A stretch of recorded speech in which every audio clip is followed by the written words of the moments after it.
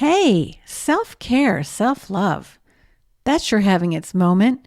But what is it really? Today we're going to break down some myths and we're going to talk about starting rituals that get us to the deep kind of self-care, the stuff that really shifts our lives. This is the Rose Woman Podcast, Provocations for Living Whole, Happy, and Free from Birth to 100. I'm Christine Marie Mason, your host, founder, author, lover, yogi, all that stuff, but mostly someone who's interested in spreading freedom, fearlessness, and love in the world. And today, I'm going to share with you good science-y stuff, as usual, philosophy stuff, as usual, but also some of my own personal rituals. I want to offer up some tools that I use every day that bring me joy, happiness, and inner peace. So stick around for that. I want you to imagine a world where all women, where we revel in our bodies from birth to 100, where we are free of any kind of shame, and where our private and our public lives grew from feeling deeply worthy, happy, and free. How would that feel? How might the world be different? Yeah, self-care and self-love get tossed around a lot. I like turning the noun self-love into a verb. Because I love myself, or if I love myself, and the fill in the blank is rarely would take a bubble bath, although there's nothing wrong with bubble baths. I love them. They're a great form of self-care on the body. Usually it would be, if I love myself, I wouldn't let that person talk to me that way. Or if I love myself, I would defend myself. I would protect myself. I would ask for a raise. I would have a strong yes and a strong no. Because I love myself, I live in line with my values. I live at the pace of my embodiment.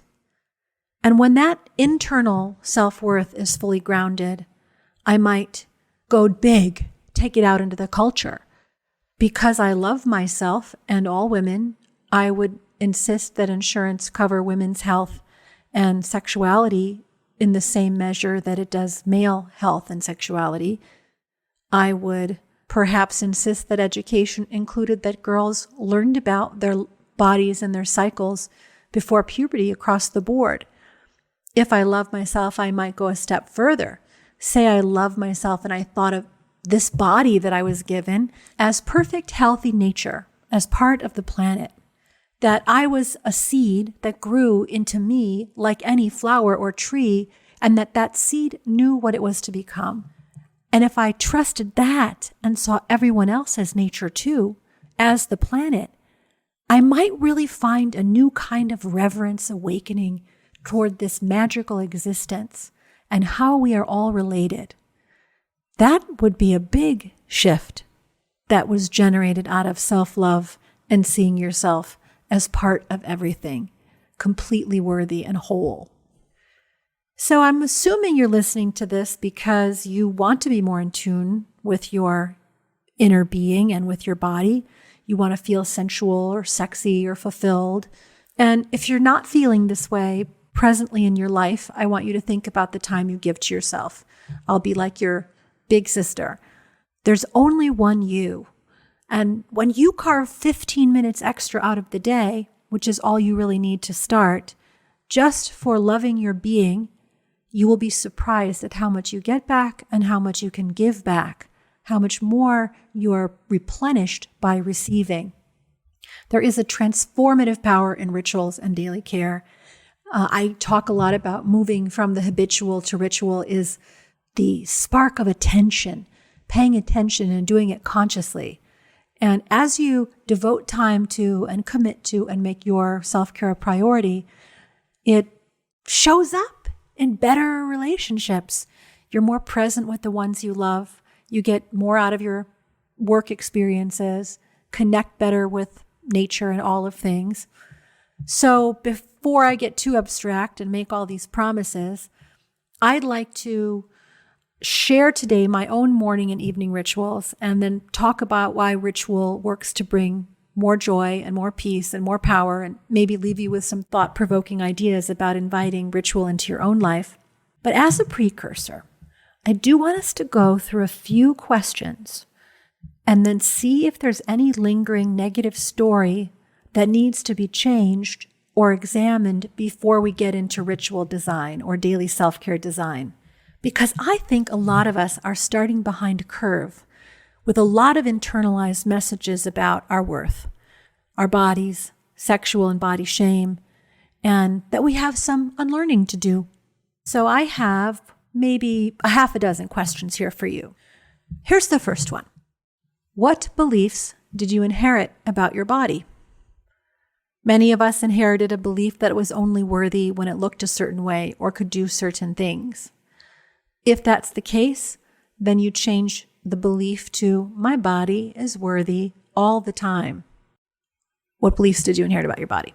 Okay, the second question is, who does your body belong to? If you were told when you were little, and maybe even into adolescence, to eat this way, to sit that way, to dress this way, that your yes and your no were to be deferred to other people's desires, then the new story is, my body belongs to me. I choose for me.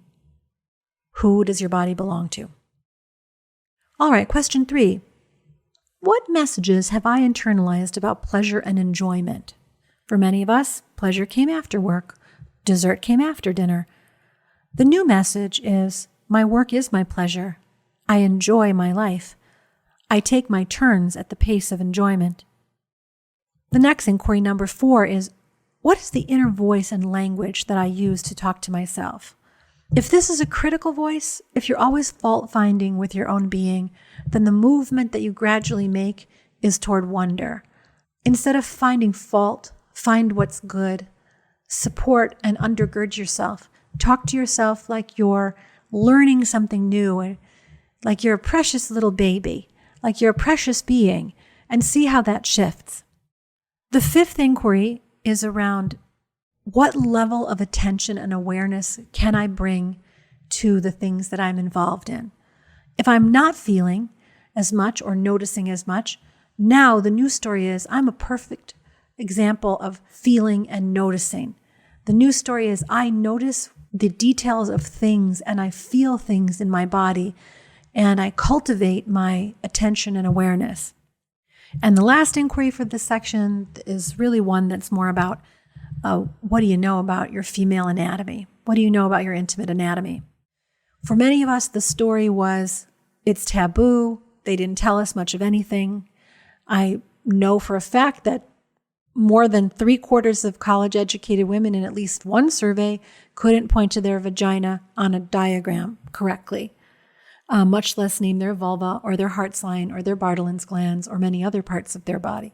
It's not our fault, but it is on each of us as our responsibility to do remedial education about how our cycles and intimate parts work. So if the old story was, I don't really know, the new story is, I have learned and named and understand and celebrate my beautiful body. So what is the difference between habit and ritual? It is awareness and presence. It is a surrendering and a devotional quality and a paying attention quality. Creating ritual in modern life is a radical act. Reverence, we like to say around our place, is a worldview. And when you turn that view onto your own embodiment and really care for yourself and know what you're doing to yourself and bring awareness to it, everything shifts. So I'm going to break down my own daily self-care rituals, which I've been lucky enough to learn through a lot of study and cultivated practices. There's science to back up all of these habits and why they work. And I hope that some of them are useful for you. I'll start with morning rituals. What do you do before the world gets your attention? What do you do mentally, spiritually, and physically before the world is given your attention? Do you wake up in the morning and put your hand on your heart and put your hand on your belly and say, another day. I'm alive another day, alive to see another sun. Do you grab a journal and write out your dreams, capture your dreams? Do you have some special time with your lover? For me, I try to start the day with something magical or beautiful. Get up, I light a candle in the morning, I do my gratitude. Because I have a particular cultivated practice in mantra and meditation, I do that. I chant Om and I chant some mantra and I do a little reading and I sit in silence. And maybe at the end of that, I might set some intentions for the day. The next thing I do is a little bit of body care, warm lemon water, supplements, sometimes a great cup of coffee. I'm trying to go easy on that because it's not so great on the nervous system. Lately, I've been loving this brand Sakara, and they make a metabolism powder. If you put that in the steamer with some almond milk, it's like having hot chocolate, but not really, and a really nourishing mushroom base. And then I still haven't picked up my phone, okay? Now I go outside and move. I have a puppy, so it's easy right now. Why this outside part matters is because reconnecting and feeling myself as nature, fresh air, clean air is important. It's not just about getting on the Peloton, although if you have that and you're doing that, that's amazing for your general health. It's great. And it's better than not doing any movement. But something about just being outside, even for a few minutes, is important. If I'm on island at our farm, I do yoga or dance or kung fu in the open air. And here on the East Coast, it's a walk in the woods maybe. Now, shower. I do the morning ritual with the lymph brushing, the hot shower. Let me break this down. What I'm trying to do with the morning bathing ritual is not a long time consuming process. What I'm trying to do is really get blood flow pumping, get the surface of the skin to be in kind of a pulsation. So I want to have hot and cold. I want to have some tactile.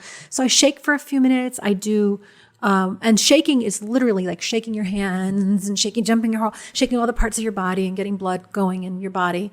And then I take the lymph brush. We have one at Rosebud Woman, the perfect skin brush, and I brush lightly along the surface of the skin toward the lymph nodes, starting at the wrist to the underarms, the feet to the groin, around the belly, around on the elbows, around the wrists, neck down the back of the neck into the lymph nodes in the neck. That only takes a couple of minutes, but it's very impactful in moving lymph, and lymphatic system is what helps detox us on a daily basis. And then I do a hot shower. I do a cold rinse. As long as you can stand it, cold water helps with inflammation. It also creates that pulsation between hot and cold that brings blood flow to the surface and helps with circulation. If you really want to get some tricks for staying in the cold water longer, if you're cold averse like I used to be, I really love the Wim Hof breathing techniques. It helps you like really stay with the cold and feel it, and it builds hormonal strength. There's all kinds of amazing side benefits for standing in the cold. Then after I get out, I do anoint oil. I do the body oiling from head to toe and do that with an affirmation. So now I'm ready to face the day. I grab a green juice, I make a celery juice, and then I get on email and Instagram. And I really try not before, because that little bit of digital detox in every day and every morning and every evening is so, so vital for the nervous system and for us coming back into our center. So I'll just review it quickly again. I do dream capture. I light a candle and do my gratitudes and do my mantras. I do a lemon water or a steam. I go outside and move. I do my morning bathing. I make a juice. And then I do my emails. That can be an hour. That can be an hour and a half. If I have to squish it down, I can do it in 30 minutes, although it's not nearly as much fun.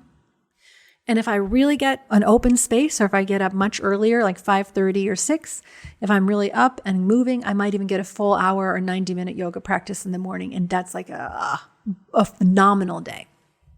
Okay, throughout the day, I have little rituals also. Like I do that thing that every women's magazine everywhere tells you to do. Make a pitcher of water in the morning and leave it at your workplace or leave it at your desk and make sure you're hydrating throughout the day. I set a timer to get up and do little dance breaks. That's super fun. But the idea is not to get stagnant. We sit so much in modern life that getting out and doing little walks during the day, getting up and doing spirals in the hips and in the belly and letting the head roll. I mean, all of that stuff is amazing to keep your attention that you do live in a body. You're not just a mind, a head that's getting carried around, but you're part of a body and you're devoted to caring for it all day long. Food is part of that, but this is not a foodie podcast. I have plenty of ideas on that. I refer you to the Hippocrates Institute in South Florida for information on sprouts and lettuce and whole foods and raw foods and what that does for you, but I trust that you're a good researcher. Okay, so now it's evening. And in the evening, I kind of go in reverse. I close the day by digital detox at the end of the day. I shut down the devices, which, by the way, is so important if you have children at home. Children, the first thing that gets engaged in a moment of danger, the thing that's required for connection between human beings is eye contact. I've been studying a lot of polyvagal theory by Stephen Porges, and he talks about how the ventral vagal system, this sort of part of the nervous system that goes off when something alarming happens, the first thing a child will do, or an adult for that matter, is look up and try to make eye contact with others to see if they're safe. And if the eye contact is made and they have reassurance, they calm down immediately, the nervous system stands down. But if they can't make eye contact, the nervous system stays elevated. So for your children and for your spouse and for anyone you care about, the eye contact is so important. Even if you're paying attention with your ears, we have to be looking at each other. And that can't happen when we're nose down in our devices. Eye contact is needed for co-regulation. So I want you to take the evening and be with your people. True presence. Talk to someone with your complete attention. Do something non-digital. Read aloud to one another. My partner and I love to do that. Write a letter, draw something. The important part of this in the evening is it's something not abstract. It's touching real things, cooking food, making art, playing ball, anything that is being with your people and touching reality, material reality. Do a dance party, undulate, shake, move, something with your family. When my kids were at home and little, that was the best part of the evening. Dance party, woo! Well, second to naked time, but they weren't a part of that. And then we're going to turn it all off. Everybody else is out of the picture, except if you've got a lover, a partner that sleeps with you. And I want you to do your self-massage when you get into bed. Take your honor balm if you're a customer of mine or other kind of oil and do massage into your hip points, into your pelvic bowl, outer labia, inner labia. Leave it on the clitoris and let it sit overnight. Masturbate if you want or don't. Have your partner do it or don't. Take some time for dropping in and loving yourself or being loving with a partner. So many marriages, so many partnerships degrade into like, ugh, I'm done, lights out. And the intimacy of that connection isn't made. And so I put that as a priority. All right. Does that all sound like it's too much? It could be 15 minutes again. What my friend Tim said is that, that sounds too good to be true. Like, what do you have? The perfect family, the perfect lover, the perfect labia? Let's get real. You're not going to be able to do this every night. I'm trying to do a Tim voice, but it's not really coming out that way. You don't sound like that, Tim, if you're listening. But I really think if you stick with it, and you pick out, you do this digital detox in the morning and the evening, and you create things that are repeated every day, they really strengthen your understanding in the container of how you hold your embodiment. You're going to feel amazing. And of course, do something that works for you. Add little components that are meaningful for you from your traditions. I'm a yogi. I do all the stuff that is Indiophilic, and it might sound a little eccentric to other people, but everyone has something that they are able to call in that's bigger than themselves into their morning and evening rituals. All right, I want to talk now about creating a home altar as a touch point to ritual. I know I didn't grow up with a home altar. I remember visiting some extended relatives, and they might have had a shrine to Mary or something like that in their house with a couple of candles burning, but I never really understood what it was about. And then I went to India and I saw how every business and every home had in-home altars with statues and flowers and candles and things like that. And I returned into the community, the yoga community in the US, and I noticed how many of my friends and me started having little altars like that, where it was photographs of our teachers, photographs of loved ones, flowers, deities, Mary, Jesus, Durga, crystals that represented the earth, things that were meaningful for us. So I have created in every home that I've had a personal altar in the bedroom and a family altar in the entryway, and sometimes even a nano altar in the kitchen. as a touch point to ritual and visual reminders to me, that there's bigger things at work than my little embodiment. So you can put a lot of things on it. You can weave in the senses. Like I love to have something that smells good, something that's visually appealing, something that has texture. You can weave in the elements like water. Always have a little bowl of water with some petals floating in it. Rocks, minerals, crystals, things like that. Something that, like candle, is the fire element. Feathers remind you of the air. So you can make a really beautiful setting. And then in the family altar, you can invite the kids to put things that they found, objects or pine cones or, shells or pictures of people they care about or things that they're worried about. And it becomes this sort of focal point of gathering. And of course, fresh flowers, which goes without saying. There's a lot more to rituals. I would say that when your self-care ritual your game is good and you're feeling fantastic about your daily intimate self-care, maybe you've got your little altar kicking, you might think about adding more ritual and more acknowledgement that your body is not just a body going through the motions, but that you live on a planet that travels around the sun and rotates on its axis, and you are subject to the same forces as the ocean and the tides, and do some honoring of ritual around your life in cycles, monthly rituals, whether it's around the actual full moon or around your own moon time. I love the beginning and the ending of the month as time to check in with my annual goals and my intentions and see how I did and look forward for the next month and align them again. You might do seasonal rituals. My son, Connor, just this last weekend was the spring equinox, and he asked all of us to gather around the fire and to write down on one side of the page what we were leaving behind in winter and what we were inviting in for spring, what seeds we were planting. And then we went around the circle and everyone in this shared what they were about and what was coming up for them. And then we ripped it into tiny little pieces and blessed it and threw it in the fire and burned it. And it's not just marking the fact that everything's equanimous on that day of the year in equal balance. It was also this primal tribal feeling of sitting around the fire like we've done for thousands of years, that somehow our bones know that pausing at this moment to acknowledge that we're in balance and that there's something, that the greater environment is shifting again, is so powerful. So powerful. The sun is coming back out in the northern hemisphere. The days will from here out get longer, and we acknowledge that moment together. And you might think about milestone rituals that go beyond weddings and funerals. Like, I don't know many people who will publicly acknowledge things like a miscarriage or the loss of a marriage or a relationship in a ceremonial or ritual way. But when they do, when it's made public and it's named, it's such a powerful release. Or even rituals around coming of age in the West have been in decline. So coming of age, for example, that's a very big milestone in the development of a child. And you have the double intention with a coming of age ritual of saying, I am separate from you, so identity formation as a young person, and I take ownership over my own life to a large degree, and that's acknowledged by the community.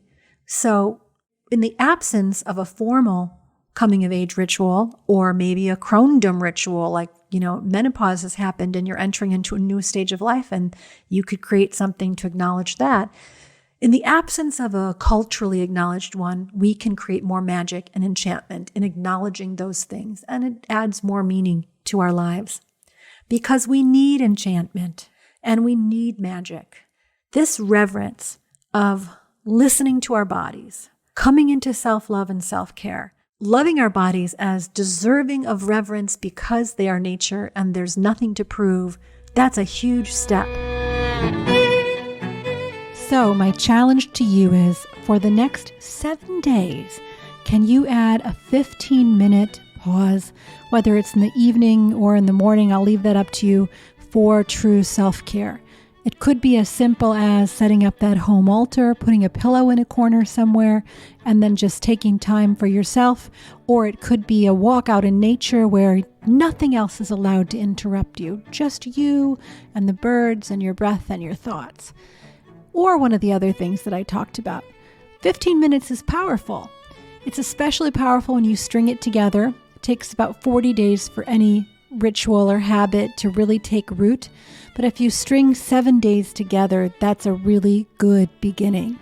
So I believe that a little bit more self-love on the superficial seeming things will lead to a lot deeper self-love in your life and then ripple out to the world. So let's do it. By the way, in this episode's show notes, I've included the links to a few of the things I talked about. Some of the stuff I use daily, like my own products, the body brush, the balm, the candles. But you can find those and many more things from other beautiful providers at rosewoman.com. Until next time, be soft, be strong, be sexy. Just be you and enjoy every moment that you can in this one precious life.